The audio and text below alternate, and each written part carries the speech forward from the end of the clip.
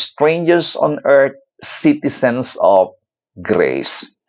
We are as citizens o mamamayan tayo ng biyaya. No? Saan man tayo, habang tayo po ay nandito po sa lupa, tayo po ay mamamayan ng biyaya. Pakisulat nga po ninyo dyan, while I am on earth, I am a citizen of grace. Amen? Strangers on earth, citizens of heaven. At tayo po ay papunta dito na po sa Genesis chapter 23. Alam niyo, gusto ko sanang laktawan to eh. Kasi tungkol ito sa pagkamatay po ni Sarah. At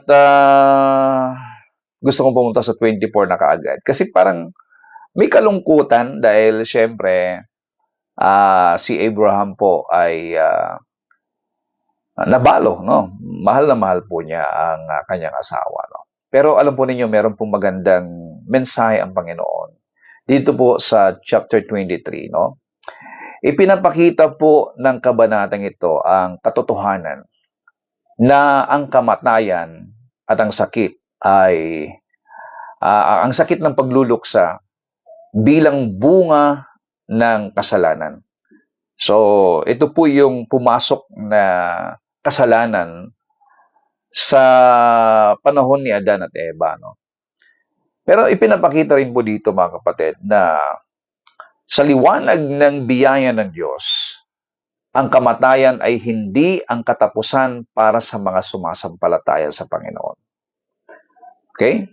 Pati pakisulat nga po ninyo dyan, ang kamatayan ay hindi ang katapusan para sa mga sumasampalataya sa Panginoon. So what we can see here is hope in the midst of death. There is hope in the midst of death. Dito sa Genesis 23, no, nagluluksa si Abraham dahil kay Sarah. Ngunit ang kanyang nagkaroon po siya ng pag-asa. No? Alam niyo, habang binabasa ko to, bigla niyang iniwan si Sarah at naghanap ng kanyang mapaglilibingan. Alam niyo ba na yung nagdadalamhati siya pero bigla siyang nagkaroon po ng pag-asa. Kailangan mailibing.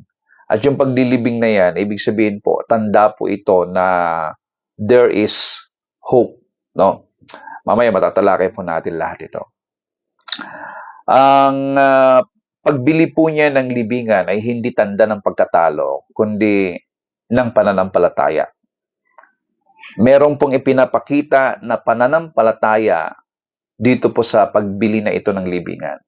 Kaya sabi ko habang ako po ay nagme-meditate, kaya pala natin inililibing yung pong ating mga patay sapagkat meron tayong pag-asa na sila ay pansamantalang naroroon lang at darating ang araw, muli tayong magsama-sama.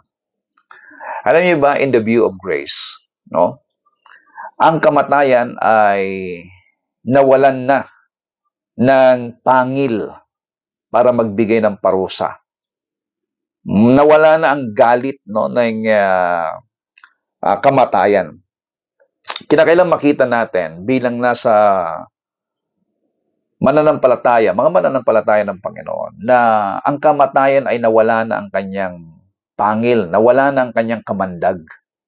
Okay? Sa atin.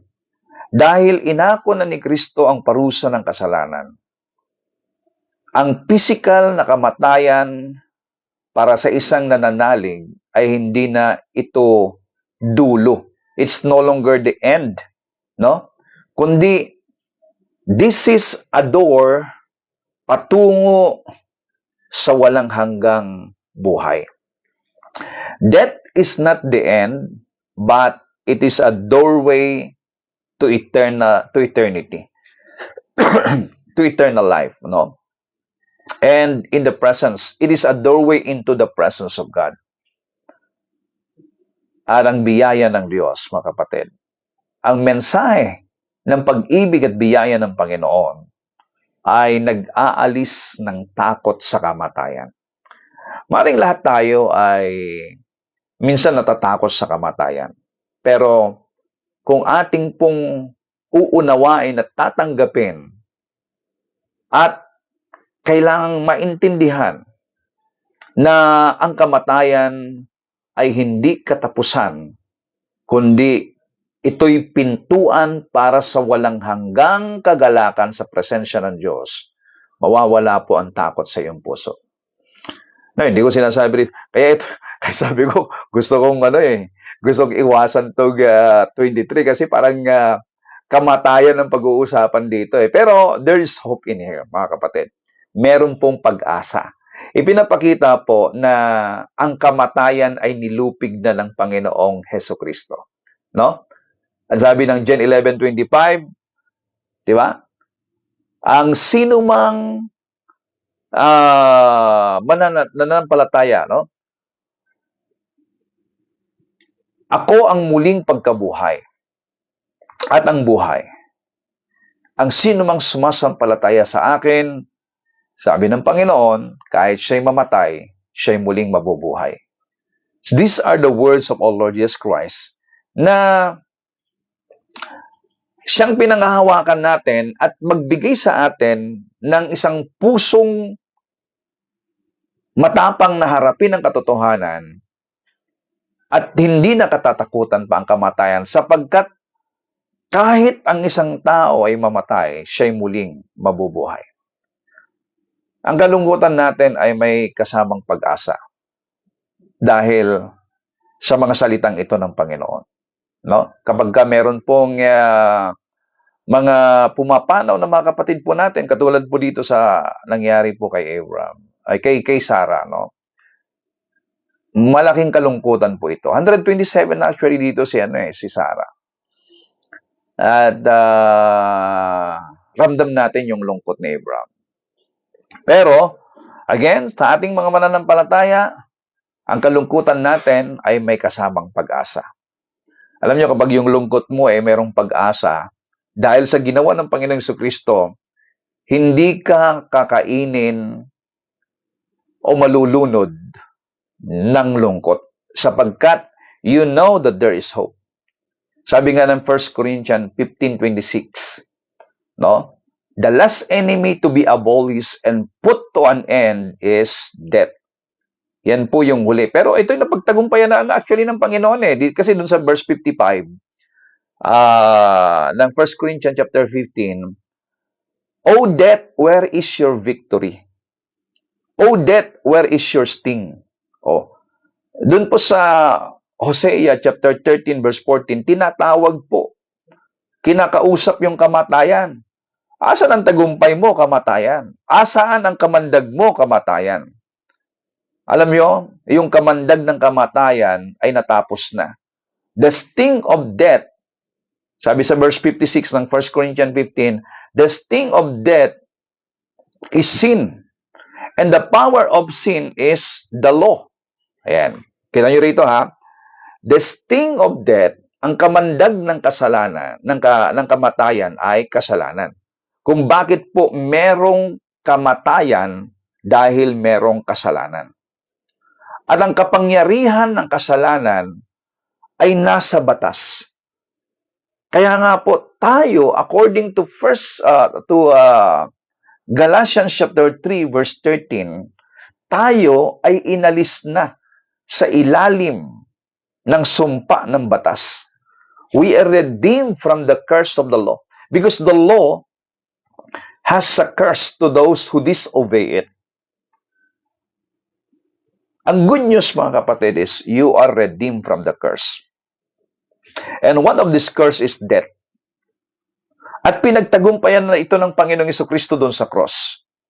Kaya nga po nabuhay na maguli ang ating Panginoon. At kung paano po siya nabuhay na maguli, glory to God, lahat ng sasampalataya at sumasampalataya sa Kanya, kahit siya'y mamatay, siya'y muling mabubuhay.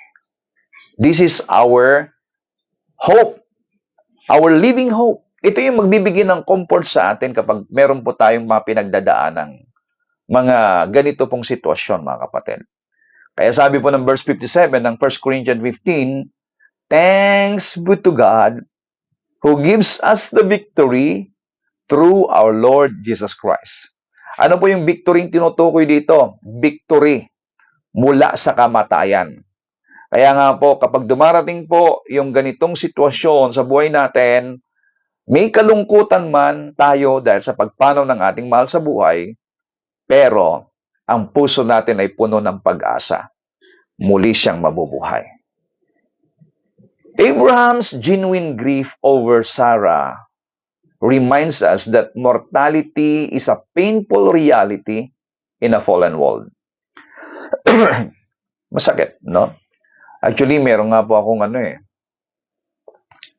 nababalitaan, no, na pag hindi nila matanggap yung kamatayan ng kanilang mga mahal sa buhay, hindi nila kayang, parang sila rin, hindi na rin makahinga.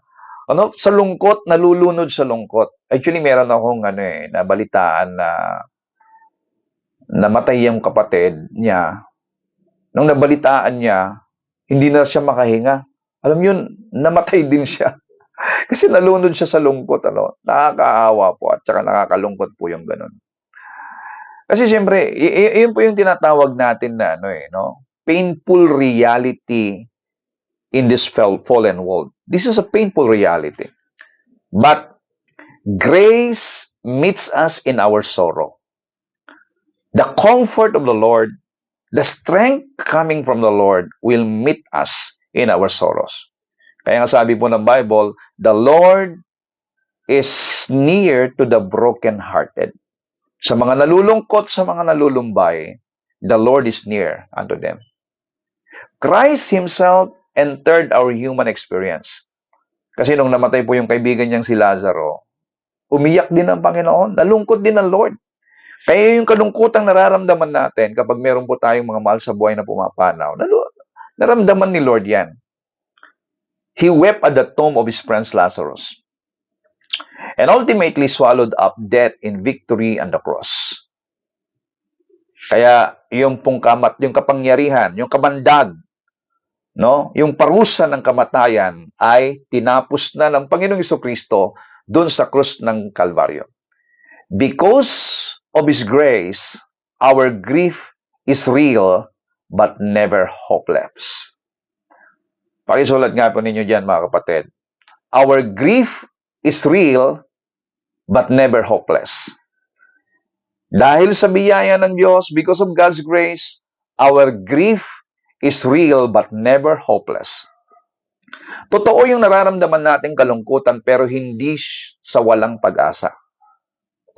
Kaya kapag ikaw, kapatid, ay dumaranas ng matinding pagkawala, may nawalan ka, mahal sa buhay, o anything na nawala sa'yo.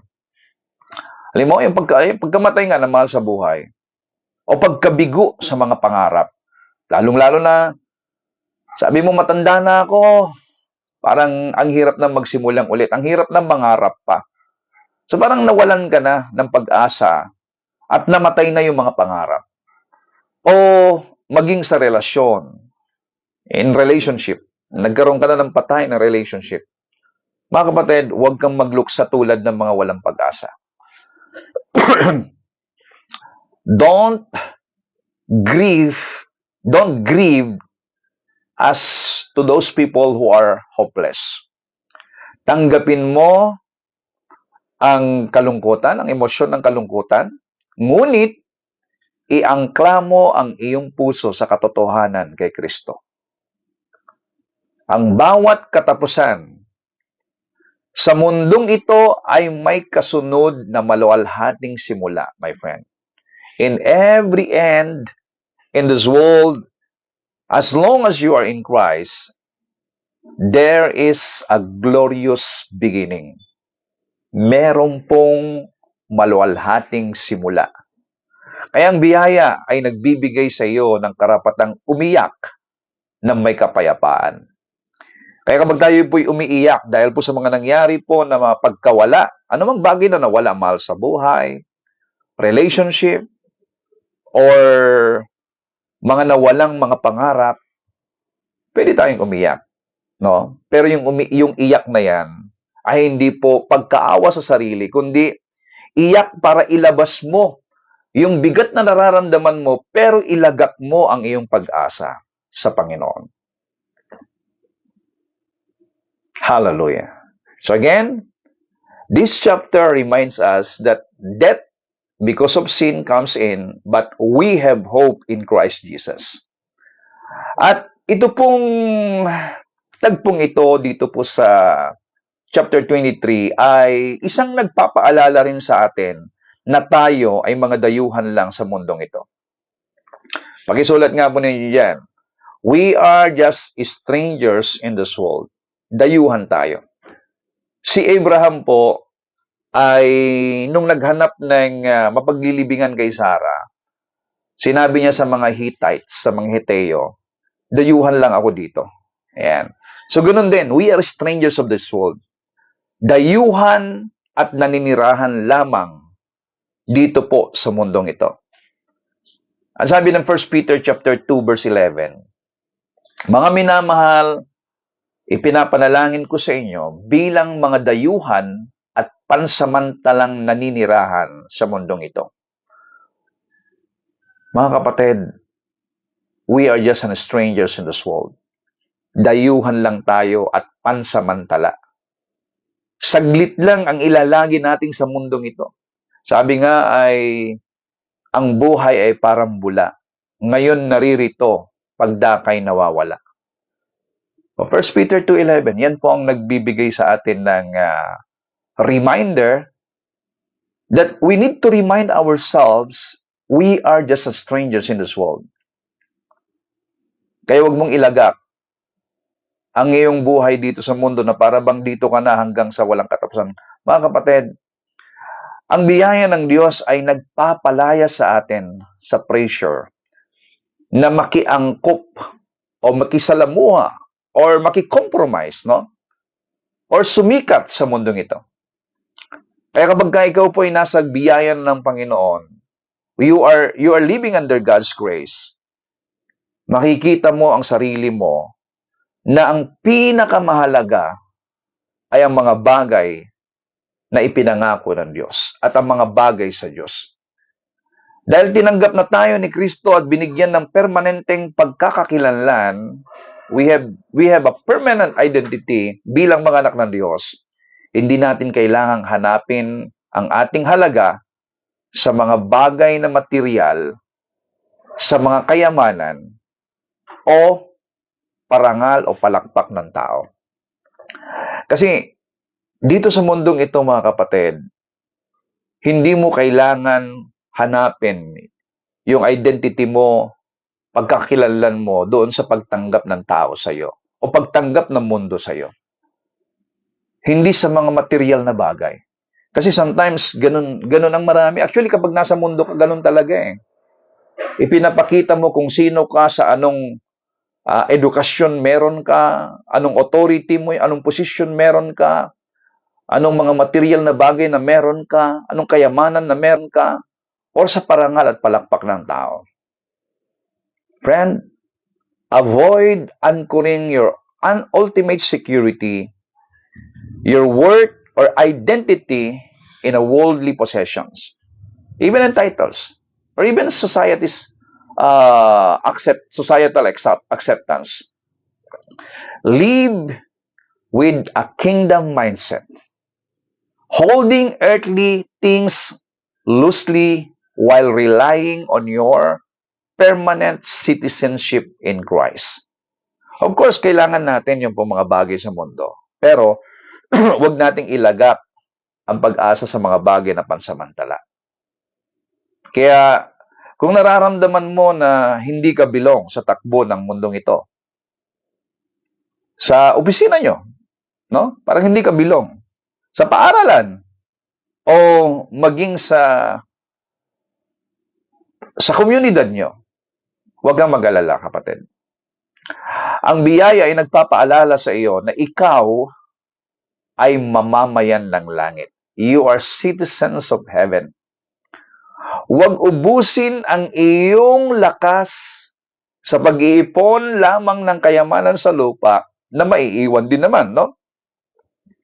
Gamitin mo ngayong oras at yaman upang mag-invest sa mga bagay na walang hanggan, yung nagbibigay ng eternal value. Katulad mo ng pagbabahagi ng salita ng Diyos, no? Actually, ang salita ng Diyos ay may eternal value.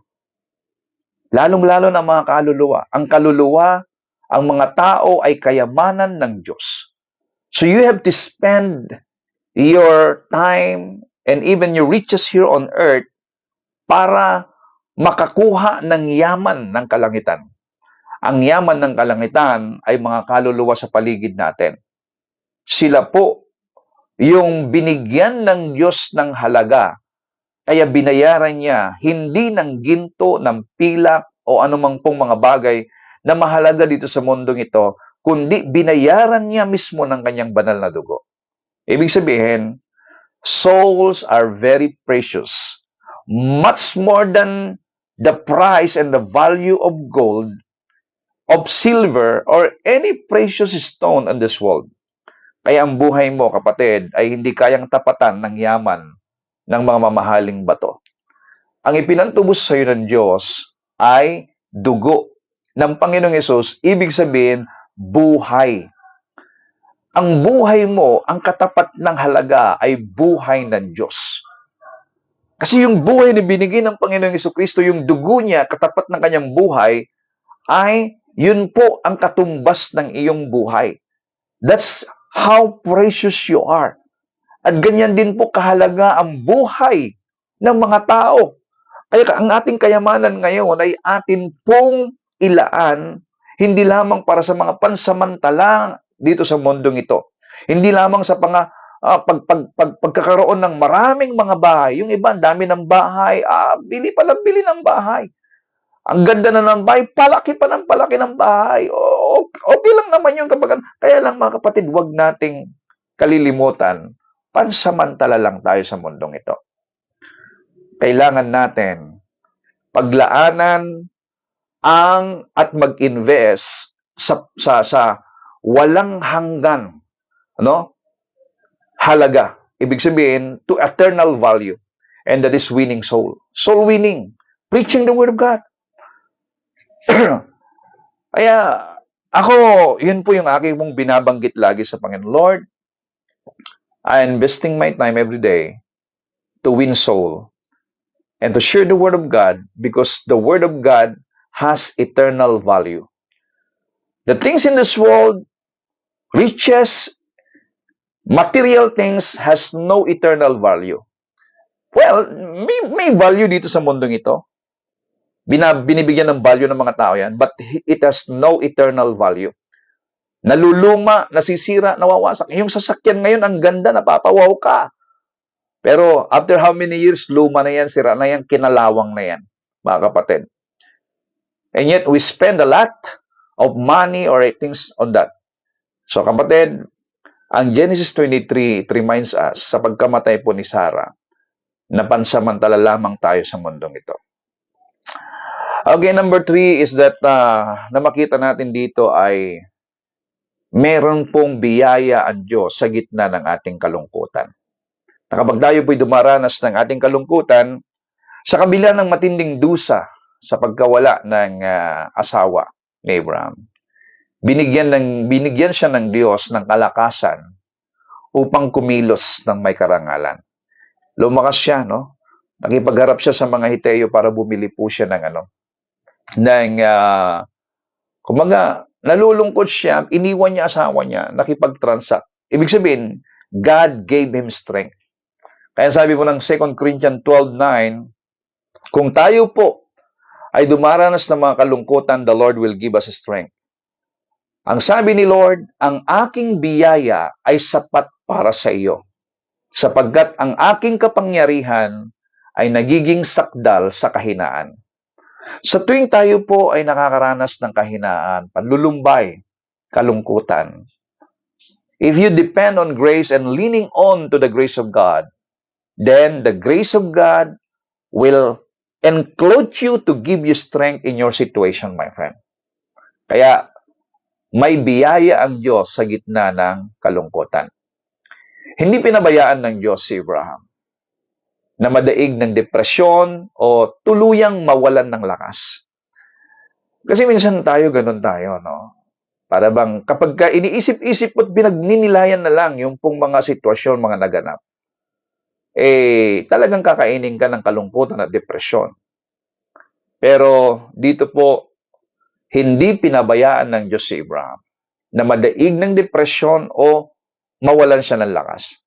Ang biyaya ng Diyos ay hindi lamang nakalaan para sa ating kaligtasan mula sa impyerno. Ito ay functional grace. Nang ibig sabihin, biyayang kumikilos sa ating pang-araw-araw na kahinaan. Kaya, functional grace siya. Kapag meron kang mga pangangailangan, meron kang kahinaan, meron kang mga kinakatakutan, the grace of God is always there and willing to help you. At kapag wala tayong maibigay, ang biyaya ni Kristo ang nagiging sapat sa lakas natin.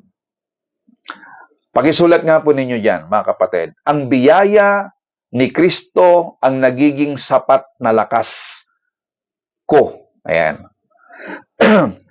Ang biyaya ng Panginoong Jesucristo ang nagiging sapat na lakas ko sa panahon ng kahinaan. Come on, just write it down. Kaya sa mga araw na pakiramdam mo ay pagod ka na, kapatid, bagsak ang katawan at tila hindi mo na kayang harapin ang mga responsibilidad sa buhay. Huwag piliting magpakabida gamit ang iyong sariling lakas. Aminin mo sa Diyos. Just come to God. Yan po yung lagi mong sinasabi. Just come to God. Don't fight your loneliness, your depression, or even sin in your own strength. Come into the throne of God's grace and there you will find help. Hebrews 4:16. Sabihin mo, Panginoon, mahina ako ngayon. Ngunit sapat ang iyong biyaya. Just admit the truth. Lord, I need you. I need your strength. I need your grace, Lord. So, hayaan mo ang kanyang espiritu ang magbigay sa iyo ng motivasyon, my friend. Let the Holy Spirit encourage you. Let the Holy Spirit strengthen you. At it will give you strength to get up, wake up, at kumilos ng may kapayapaan. Habang buhay, no? Habang buhay at bawat sandali. The Lord, through the Holy Spirit, will give you peace, will give you strength. Alam niyo, kapag may kapayapaan ng tao, may kalakasan siya. Kahit anong gulo sa paligid, kahit gaano karaming mga pinagdadaan ng mga pagsubok sa buhay, pag natutunan mong pumayapa, manatiling payapa, lalo na ang source ng kapayapaan mo ay ang pangako ng Diyos. Kapatid, ikaw ay malakas para harapin ang anumang pagsubok. And surely, you can overcome whatever sadness or any trials or difficulties in life that you are going through. Kaya kapatid, again, harapin mo yan. Merong pong biyaya ang Diyos sa gitna ng kalungkutan. At pangapat na makikita natin dito is yung pananampalataya natin sa muling pagkabuhay. Inilibing ni Abraham si Sarah sa lupain ng Kanaan. Bakit sa Kanaan? Ito po yung nagpapakita ng pananampalataya na bubuhayin silang muli ng Diyos. No? Abraham did not return Sarah's body to her ancestral home in Ur or Haran. Hindi niya binalik doon eh. Dapat namatay siya, dapat doon ka ilibing sa libingan ng aking mga ninuno. Kasi nandoon mga kamag-anak natin, hindi. Inilibing ni Abraham si Sarah doon sa Kanaan, bumili siya ng lupa. Alam niyo ba ang ibig sabihin yan? Nagpapakita na kung saan po yung pangako ng Diyos, doon ka mamatay, doon ka mabubuhay. So, kung nasaan yung pangako ng Panginoon, doon ako. Diba? He buried her in the land of promise. And this is the demonstration of total faith that God would fulfill His word on that very ground. This point to the supreme Christian hope is because Christ was buried and rose again, the graves of believers are not dead ends. Again, the graves of the believers are not dead ends, but temporary resting place awaiting bodily resurrection. Hallelujah. Ayan sabi po ng 1 Thessalonians 4:13, sabi ni Pablo, mga kapatid, gusto naming malaman ninyo kung ano mangyayari sa mga namatay na. Nang sa gayon, hindi kayo magdalamhati gaya ng iba na walang pag-asa. Naniniwala tayong si Jesus ay namatay at muling nabuhay. Kaya naman, nakakatiyak tayo na muling bubuhayin ng Diyos ang mga namatay na sumasampalataya kay Jesus at isasama niya sila kay Jesus sa kanyang pagbabalik. Oh, yan po ang demonstration ng paglibing ni Abraham kay Sarah doon po sa Kanaan. Hindi niya binalik doon. It is a demonstration of faith na kung saan ang pangako ng Diyos, doon makakamtan ang pagkabuhay na maguli. I love what I'm hearing. Kaya, friend, view physical death not as an ultimate defeat. Physical death is not an ultimate defeat or a final curtain, but as a transition. So face your own mortality and the passing of Christian loved ones with courage, knowing that Christ's empty tomb guarantees our physical resurrection, my friend. Ang biyaya ay nagbibigay sa atin ng walang hanggang perspektiba or eternal perspective. Yung grace. Kaya kapag nasa biyaya ka talaga, grabe yung eternal perspective mo. Ang ating mga physical na limitasyon, sakit, at pagtanda ay pansamantala lamang. Ang biyaya ay nagtitiyak na ang katawang may sakit ngayon ay babangon ng may kaluwalhatian sa muling pagparito ng Panginoon. Alam niyo ba mga kapatid that heaven is a place of perfection? Kaya pagbalik ng Panginoon, ang katawan natin na merong sakit, merong putol na paa, putol na kamay, o merong kakulangan, it will become gloriously perfect on the coming of our Lord Jesus Christ. And this is our hope, our living hope.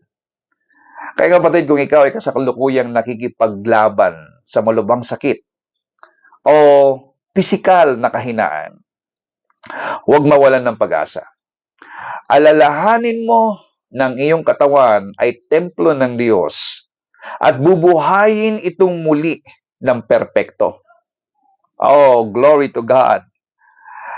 Gamitin ang iyong kasalukuyang kalagayan upang purihin mo ang Diyos. Ano bang sitwasyon mo? Ano bang meron ka ikaw ngayon? Mayroon ako nakikita dyan, walang paa, walang kamay, pero nagpupuri sa Panginoon positibo. Kaya kapatid, ulitin ko, gamitin mo ang iyong kasalukuyang kalagayan upang purihin ang Diyos. At huwag sayangin ang bawat araw sa pagrereklamo.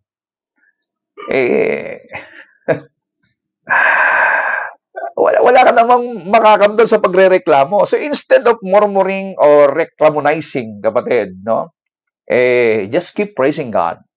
There is hope in Christ Jesus. Ang biyaya ang nagbibigay sa iyo ng lakas na ngumiti sa kabila ng kirot. Meron ka bang kirot na nararamdaman? Alam mo ninyo, the grace of God will give you the reason to smile. In any pain that you are going through right now, my friend, you can smile because of God's grace, God's promise, God's word. Hallelujah.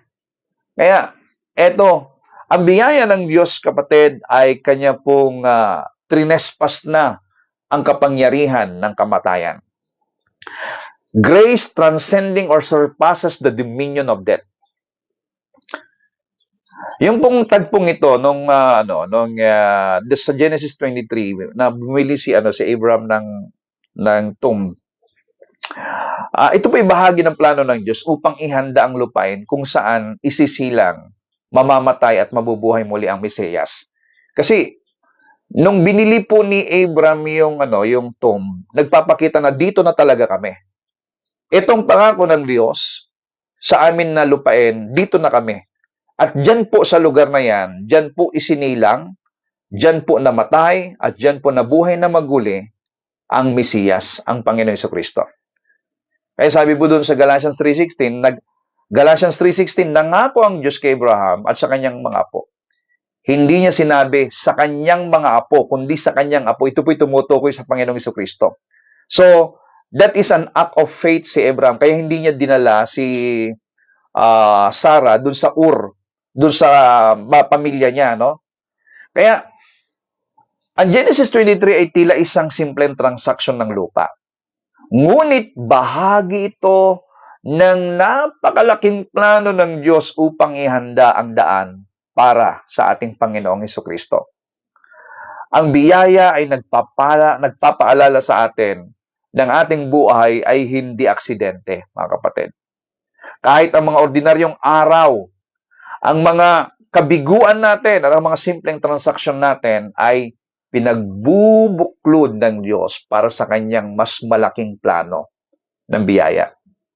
Kaya, Genesis 23 begins with the heavy reality of funeral. Nagsimula sa pagkamatay, but ends with the secure acquisition of an inheritance. Mga kapatid, transforming a place of mourning into a monument of faith. So, ito po'y monumento ng pananampalataya. Ito po'y kwento ng monumento ng pananampalataya, yung pagbili ni Abraham ng lupaing paglilibingan kay Sarah. Because through Jesus Christ, grace completely changes the meaning of the grave. The tomb is no longer a symbol of judgment and finality, but a doorway into the fullness of God's presence. Hallelujah. Alam niyo, ang ganda po ng ang ganda po ng pinapaabot sa atin na mensaheng ito. Kaya shift your primary daily focus from the fear of aging, mga kapatid, yung pong mga natatakot sa pagtanda, no? O maging sa kamatayan, or even worldly loss, to the security of eternal life. Shift your primarily daily focus from fear, death, or any worldly loss to the security of eternal life.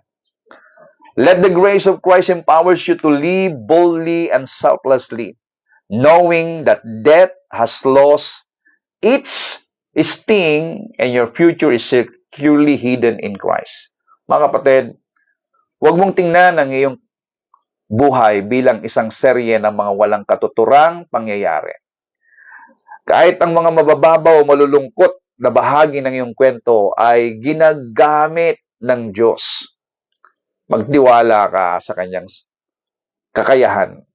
The sovereignty of God. Kapag hindi mo na maintindihan yung mga nangyayari sa iyong buhay ngayon, magpahinga ka sa katotohanan ng ang Diyos ng biyaya ay gumagawa sa likod ng mga eksena para sa iyong ikabubuti at para sa kanyang kalwalhatian. Friend, God is doing something good, something great. Itinakda ng Diyos ang ating buhay sa isang matagumpay, eternal victory, eternal life, eternal joy, eternal peace. Yan po ang ending ng buhay natin. Kaya again, let the grace of Christ empowers you to live boldly and selflessly, knowing that death has lost its sting and your future is securely hidden in Christ. Pakisulat nga po ninyo ito. My future is securely hidden in Christ. Come on. My future is securely hidden in Christ. Eternal love, eternal life is your home. Eternal life is your destiny, my friend. Hallelujah. Father, we thank you so much for your message today. Thank you, Father, for reminding us that death has already been defeated and we are just temporary in this world. Grace has transcended, Lord God, or sinurpas po niya, Panginoon, ang dominion ng kamatayan. At kami po ngayon, O Diyos, ay nabubuhay na merong buhay na pag-asa. Hindi na namin katatakutan anumang pangyayari sa mundong ito because we are secured. Our life is secured in Christ Jesus. Thank you, Abba Father. Let this message brings hope and joy to everyone listening today. In Jesus' name, amen and amen. Thank you so much everyone for joining Pastor Walter for this morning devotion. Nakaw, grabe. Kaya gusto kong matapos ng maaga yung yung ating pong prayer kasi isang chapter kasi yung pinag-uusapan natin kaya medyo mahaba-haba. Anyway, salamat sa inyong pagsama sa akin mga kapatid. Nandiyan naman kayo. Maraming salamat po. Pagpalain kayo ng Diyos at again, if God is touching your heart to be partner with us in bringing this good news to all people, then any amount of love support is very much appreciated. Out of the conviction of your heart, the conviction of the Holy Spirit, you can send any amount of love gift. No, love support. Nandyan po ang CP number natin, yan po ang GCash number natin.